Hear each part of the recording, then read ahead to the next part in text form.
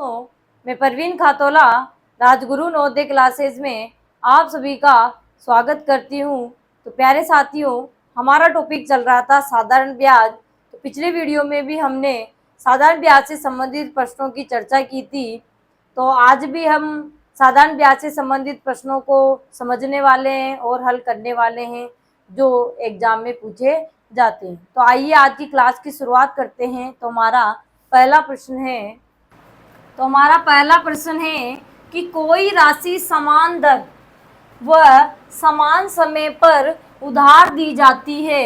यदि साधारण ब्याज मूलधन का 4/9 हो जाता है तो ब्याज की दर होगी। ठीक है, तो यहाँ पर दर हमें निकालनी है। तो दर हमने निकालना सीखा था पहले भी। तो दर बराबर होता है 100 गुणा में ब्याज बटा में मूलधन इंटू समय। ठीक है, तो यहाँ पर देखिए समय और दर दोनों क्या है, समान है। समान समय और समान दर। अगर दर आर है तो समय भी क्या हो जाएगा, आर हो जाएगा। अगर समय टी है तो फिर दर भी क्या हो जाएगी, टी यानी टाइम हो जाएगा। ठीक है, दोनों समान माननी है। ठीक है, अगर दर y मान रहे हैं तो समय भी y होगा। अगर दर x मान रहे हैं तो समय भी x होगा। कहने का मतलब दोनों ही समान होगी। अगर दर हमारी 5% आती है, इसका मतलब है कि समय भी 5 वर्ष होगा।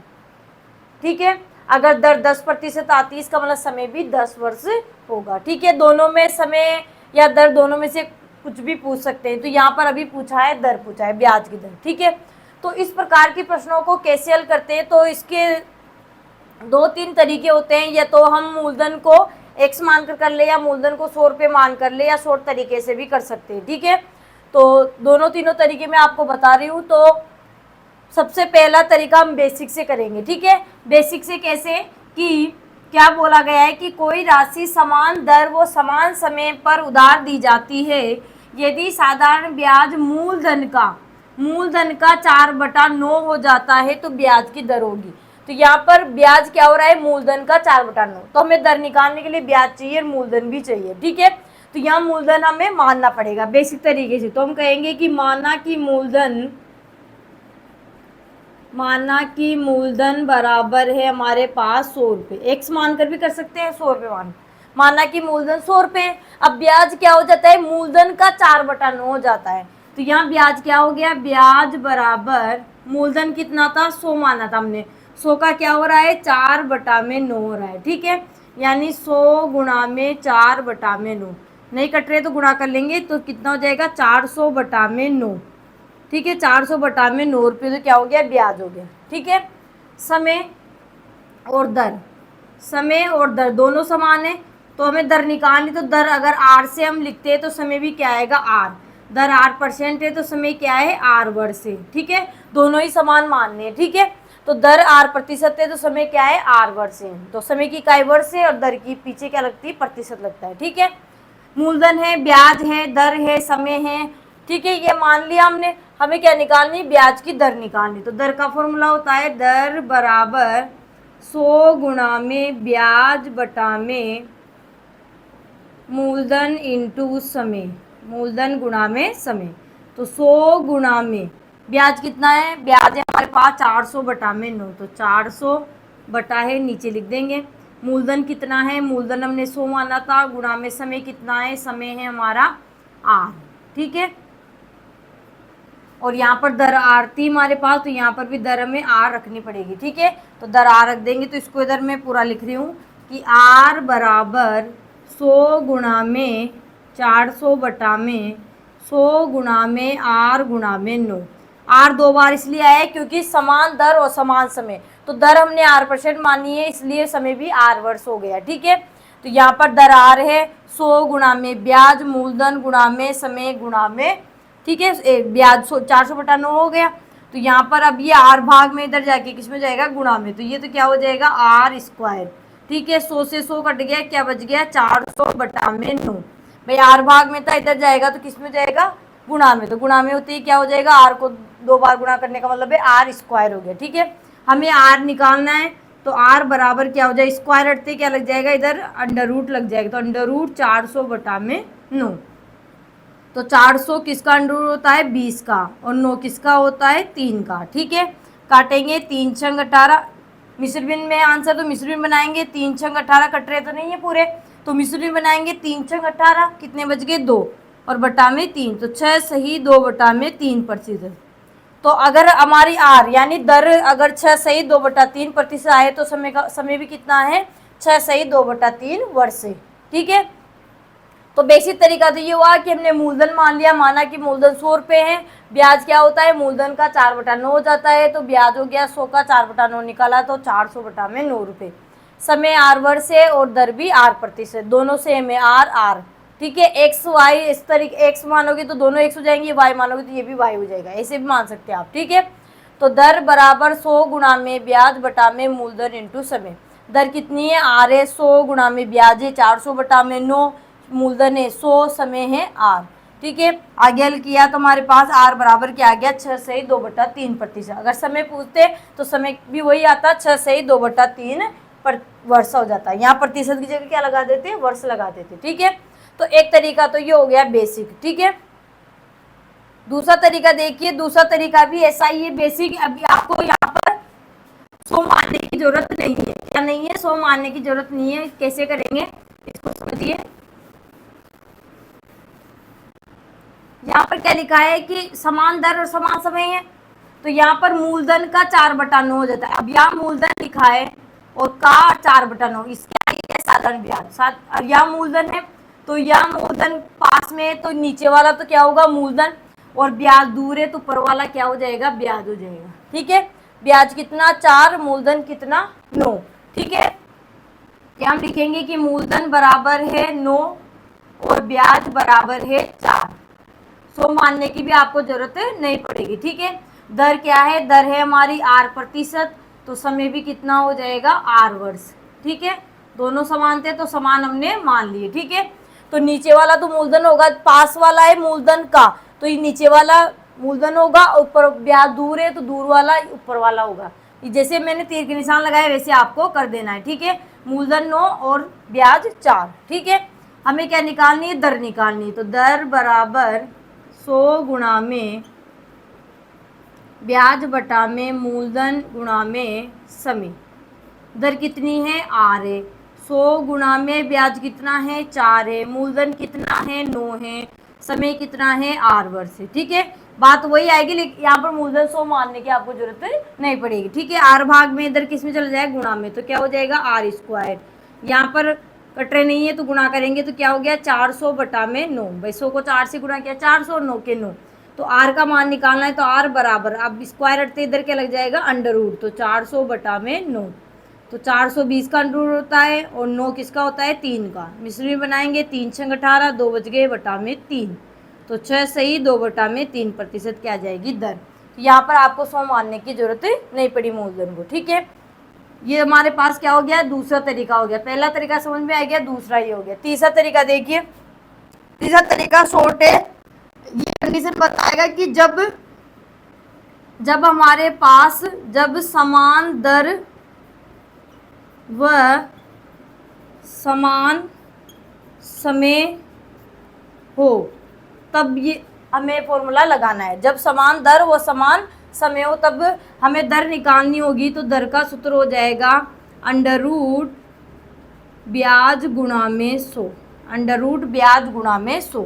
ठीक है, तो अंडर रूट ब्याज कितना है मूलधन का 4/9 है, तो यहाँ ब्याज है 4/9 गुणा में 100, तो अंडर रूट 4 को 100 से गुणा किया 400 बटा में 9, 400 किसका अंडर रूट 20 का, 9 किसका 3 का, तो 3 छंग 18, तो 6 सही 2 बटा में 3%। ठीक है, समय निकालेंगे तब भी वही अंडर रूट ब्याज गुणा में 100, दर निकालेंगे तो अंडर रूट ब्याज गुणा में 100। ठीक है, तो यहाँ पर जब समान दर और समान समय दिया हो तब ये फॉर्मूला आपको लगा देना है। शॉर्ट तरीका है इसका, तीसरा तरीका ये हो गया। ठीक है, तो तीनों तरीके से आपको मैंने बता दिया, जो तरीका आपको अच्छा लगे उस तरीके से आपको करना है। ठीक है, तो सी हमारा क्या हो जाएगा आंसर हो जाएगा। अगला प्रश्न है कि किसी धन का साधारण ब्याज उसके मूलधन का 9/16 है, यदि वह संख्या जो प्रतिशत में ब्याज की दर को निरूपित करती है ब्याज के वर्षों की संख्या के बराबर है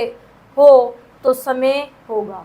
ठीक है, यानी यहाँ पर सीधी सी बात है, बस भाषा थोड़ी बदल दी गई, लेकिन कहने का मतलब वही है कि संख्या जो हम प्रतिशत में दर की जो संख्या होगी, यानी जो मान होगा, अगर दर 5% है तो समय भी 5 वर्ष होगा। यानी संख्या जो प्रतिशत में ब्याज की दर को निरूपित करती है, निरूपित यानी बताती है, तो ब्याज वर्षों की संख्या के बराबर है, तो वो भी क्या है, वर्षों की संख्या के बराबर है, समान है दोनों, ठीक है। यानी समान समान समय और समान दर है, ठीक है। तो समय यहाँ पर निकालना है। अभी पहले हमने क्या निकाला, दर, अब निकाल रहे हैं हम समय, ठीक है। तो यहाँ पर सबसे पहले हम साधारण तरीके से करते हैं, तो यहाँ मूलधन हम मान लेंगे 100, माना कि मूलधन बराबर 100 रुपये, ठीक है। तो साधारण ब्याज क्या है, मूलधन का 9/16 है, ठीक है। तो ब्याज बराबर 100 गुणा में 9/16, भाई मूलधन का क्या है, 9/16 है, ठीक है। कट रहे तो काट लेंगे, 4 से कट रहे, 4 चौक 16, 4 से कट रहे 25 बार, ठीक है। अब नहीं कट रहे तो 25 नाम का 225 और बटा में 4, ठीक है।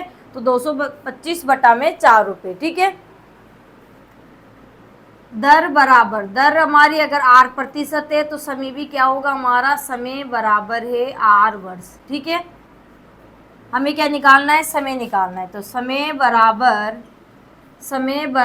100 गुणा में ब्याज बटा में मूलधन गुणा में दर, ठीक है। तो समय कितना है हमारा, R है। 100 गुणा में ब्याज कितना है, 225 बटा में 4, और दर कितनी है, R है, और मूलधन कितना है, 100 है, ठीक है। तो 100 से तो 100 कट गया हमारा, ठीक है। और R यहाँ पर भाग में इधर जाके गुणा में जाएगा, तो R² बराबर 225 बटा में 4, ठीक है। तो यहाँ पर R हम निकालेंगे, तो R बराबर क्या होगा, तो स्क्वायर हटते इधर क्या लग जाएगा, अंडर रूट, तो अंडर रूट 225 बटा में 4, 225 इसका अंडर रूट होता है 15 का, और हमारे 4 किसका होता है, 2 का, ठीक है। 15/2 है, मिश्रण बनाएंगे तो 2 7 14, 1 बच गया, बटा में 2, तो 7 सही 1 बटा में 2 वर्ष। समय निकालना है इसलिए वर्ष लगा देंगे, अगर दर होती तो यहाँ प्रतिशत लगा देते, ठीक है। तो 7 सही 1 बटा में 2 वर्ष हो जाएंगे, ठीक है। तो ये तो मूलधन 100 मानकर हम कर सकते हैं, यहीं पर हम मूलधन x मानकर भी कर सकते हैं। दूसरा तरीका, हम मूलधन नहीं मानेंगे, यहीं से हमें मूलधन और ब्याज मिल जाएगा, तो उस तरीके से करेंगे। तो पहला तरीका तो ये हो गया, मूलधन 100 मानकर करने वाला तरीका तो ये हो गया, ठीक है। दूसरा तरीका हम पर्सन से ही लेंगे, ठीक है।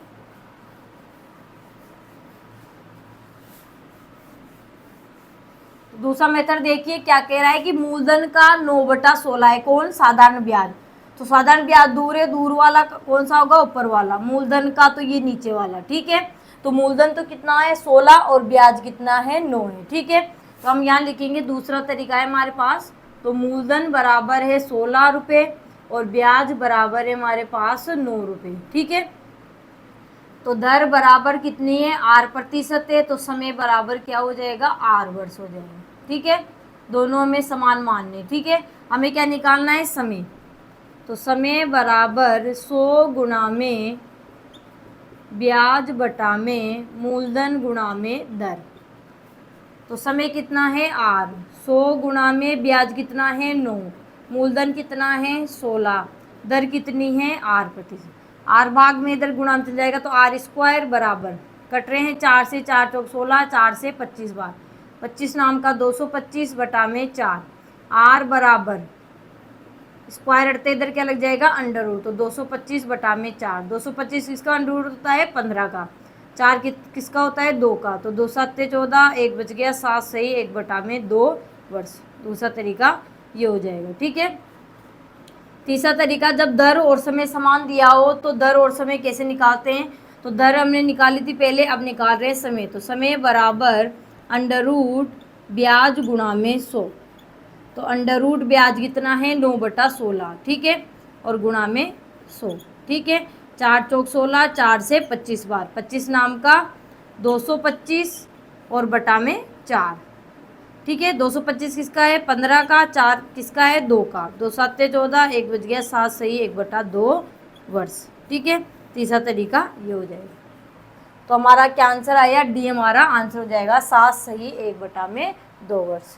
चलिए अगला प्रश्न है कि किसी राशि का ब्याज मूलधन का 1/4 है और वर्षों की संख्या प्रतिशत दर के बराबर है तो दर क्या होगी। यानी वर्षों की संख्या और दर हमारी क्या है, बराबर है, दोनों क्या है, बराबर है। वर्षों की संख्या प्रतिशत दर के बराबर है तो दर क्या होगी। तो पहले साधारण तरीके से हम करते हैं। तो मूलधन को मानेंगे कि माना कि मूलधन कितना है, माना कि मूलधन 100 रुपये, ठीक है। ब्याज क्या है, मूलधन का 1/4, ठीक है। तो ब्याज बराबर 100 का 1/4, तो 4 से कितनी बार गया, 25 बार, तो ब्याज आ गया 25 रुपये। दर बराबर कितनी है हमारी, R प्रतिशत, तो समय भी क्या हो जाएगा हमारा, R वर्ष, ठीक है। तो हमें क्या निकालना है यहाँ पर, दर। तो दर बराबर 100 गुणा में ब्याज बटा में मूलधन गुणा में समय। तो दर कितनी है हमारी, R है। 100 गुणा में ब्याज कितना आया, 25, मूलधन कितना 100, समय कितना R, ठीक है। R भाग इधर जाएगा तो R स्क्वायर हो जाएगा, 100 से 100 कट गए, यहाँ बच गए 25। R निकालना है तो R बराबर 25 का क्या हो जाएगा, यहाँ अंडर रूट लग जाएगा, स्क्वायर हटते क्या हो जाएगा, अंडर रूट, ठीक है।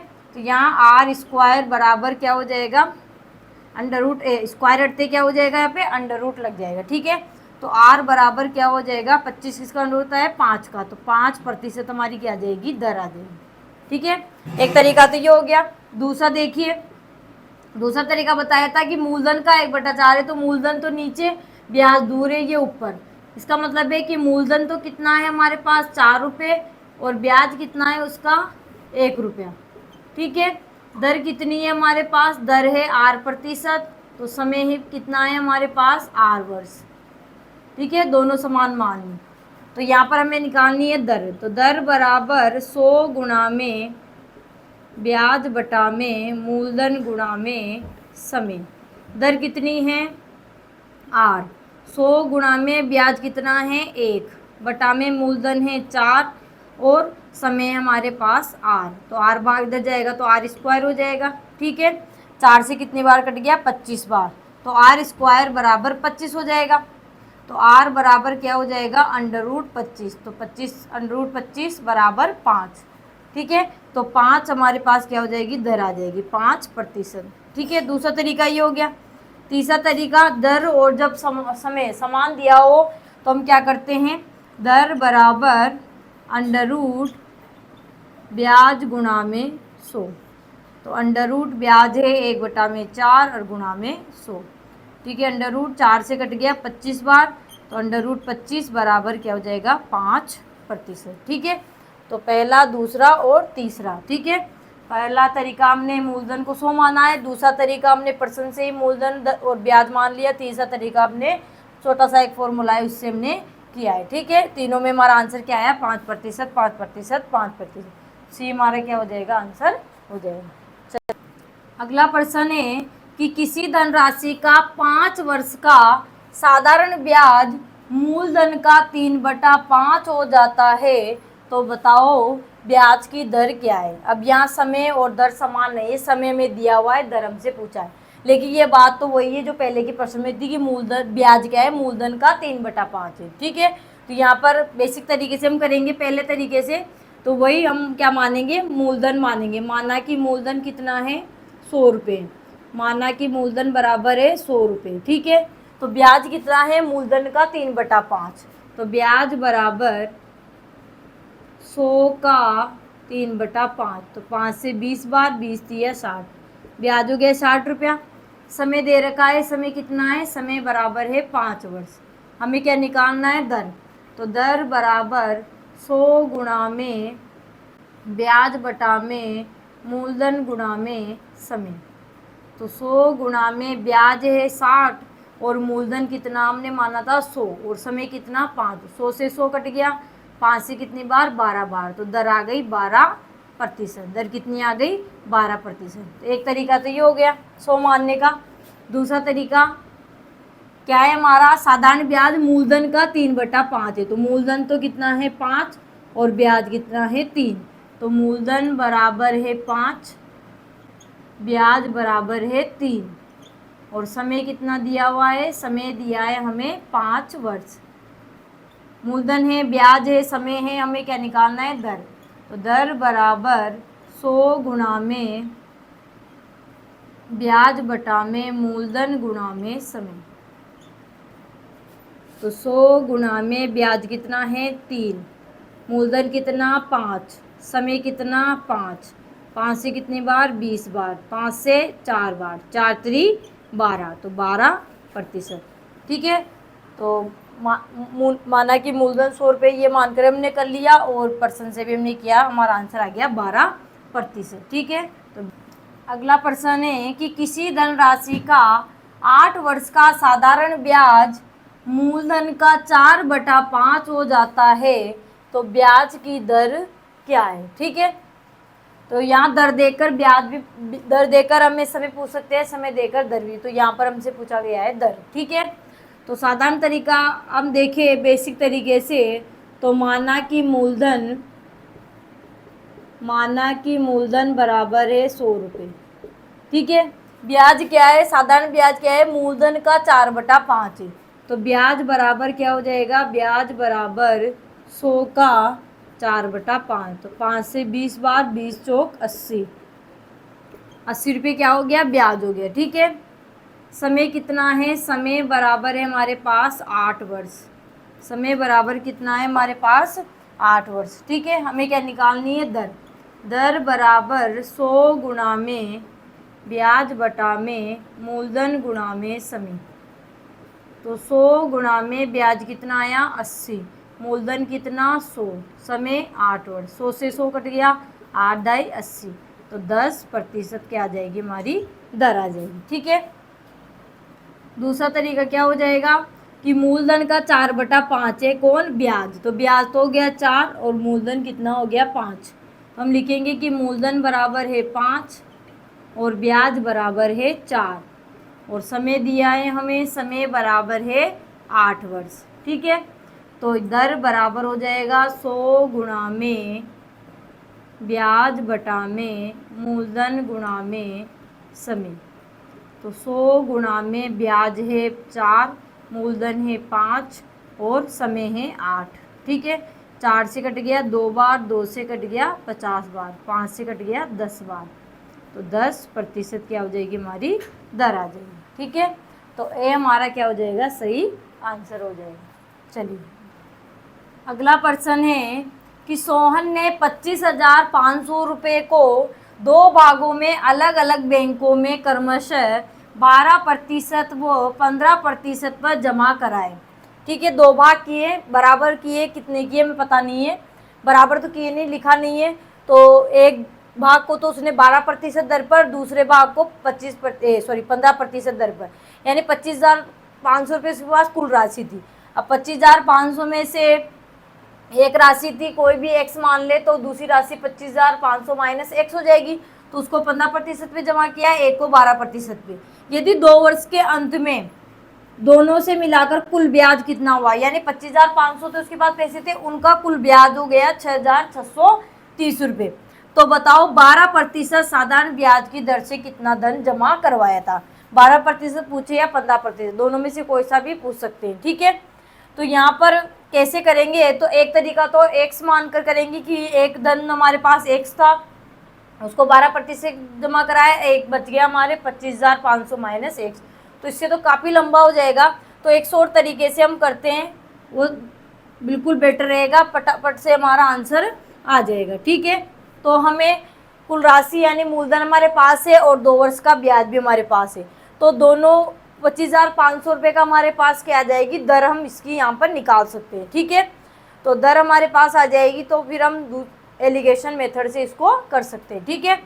तो यहाँ पर हमारे पास मूलधन कितना है, मूलधन है 25,500, समय कितना है 2 वर्ष, समय 2 वर्ष, और 2 वर्ष का ब्याज कितना मिल रहा है, ब्याज बराबर है 6,630 रुपये। ठीक है। तो मूलधन है, ब्याज है, समय है, तो यहाँ से में क्या मिल जाएगी, दर।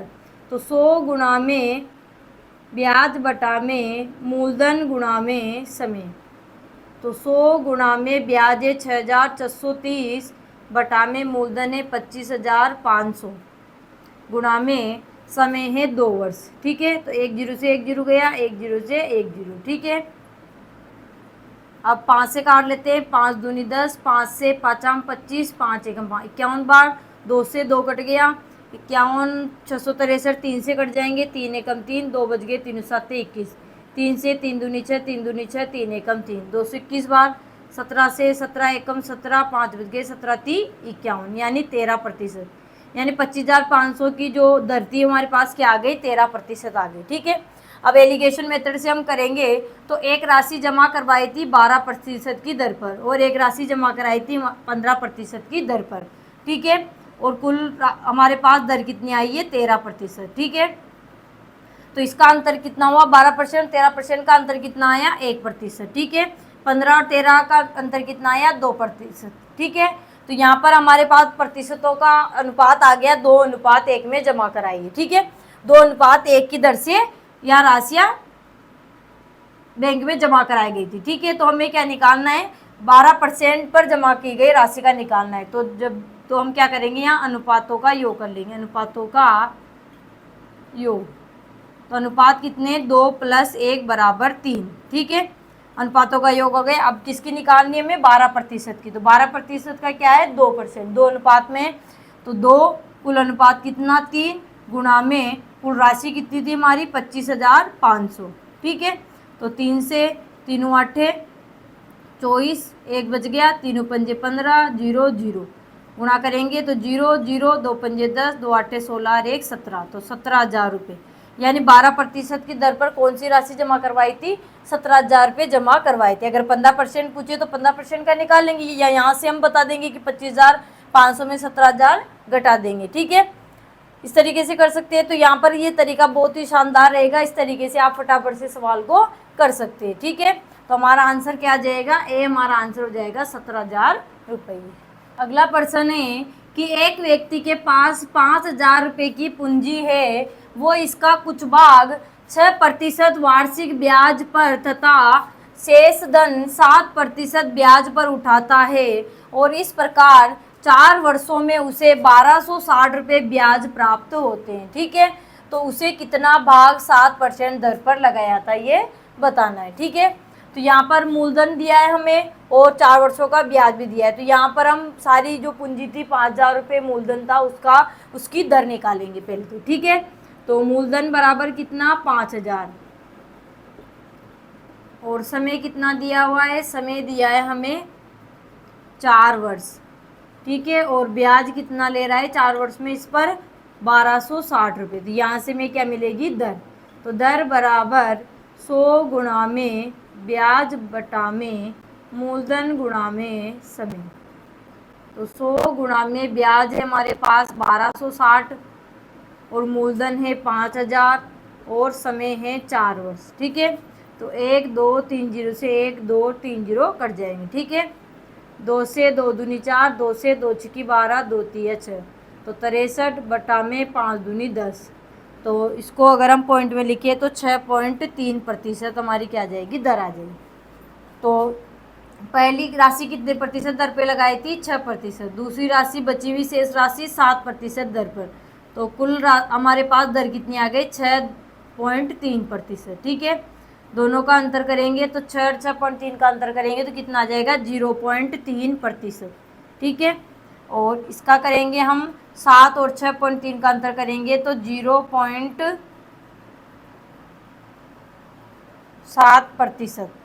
0.7%। ठीक है ना भाई, 6 है तो 6.0 लिखेंगे और इसको 6.3 लिखेंगे तो इसका तो आ गया 0.3, और ये 7 है तो 7.0, उसमें से 6.3 घटाएंगे तो यहाँ बच गए हमारे 7 और यहाँ रह गए 0, तो इसका 0.7%, इसका 0, तो दशमलव घटाना हमने पहले सीखा था, तो 0.7%, इसका 0.3%। ठीक है, ये अनुपात आ गया।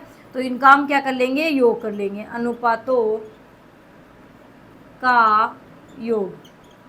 तो 0.7 + 0.3 बराबर कितना आ जाएगा हमारे पास, 1, तो 1% आ गया हमारा कुल। ठीक है, तो यहाँ पर कौन सी राशि पूछी गई है हमें, 7% दर पर लगाई गई राशि। तो 7% दर का क्या आया हमारे पास, 0.3। ठीक है, अनुपात, तो 0.3 और कुल कितना है, 1 गुणा में कुल राशि कितनी है हमारी, 5,000। तो एक का तो कोई मतलब नहीं है, तो 0.3 को 5 से गुणा 5000 से गुणा करेंगे तो 5×3 15,000। एक संख्या के बाद दशमलव लगाएंगे तो 1500.0, इसका मतलब है 1500 रुपये। यानी 7% दर पर लगाई गई राशि कितनी थी? 1500 रुपये थी। ठीक है, वैसे 6% दर पर लगाई गई राशि कितनी थी? तो यहाँ 0.7 आ जाएगा, उससे गुणा कर देंगे। ठीक है, 3500 रुपये उसकी आ जाएगी। तो हमें जिसकी पूछी उसकी बताना है, तो हमें 7% दर की पूछी है तो कितना आ जाएगा? 1500 रुपये। ठीक है, तो सी हमारा क्या हो जाएगा? सही आंसर हो जाएगा। ठीक है, तो आज हमने साधारण ब्याज से संबंधित 2-3 टाइप के प्रश्न आज की क्लास में हमने जाने हैं और उनको समझा है। तो आई होप आपको समझ में आए होंगे। अगर वीडियो अच्छा लगा है तो वीडियो को लाइक करें, चैनल को सब्सक्राइब करें। तब तक के लिए धन्यवाद। जय हिंद, जय भारत।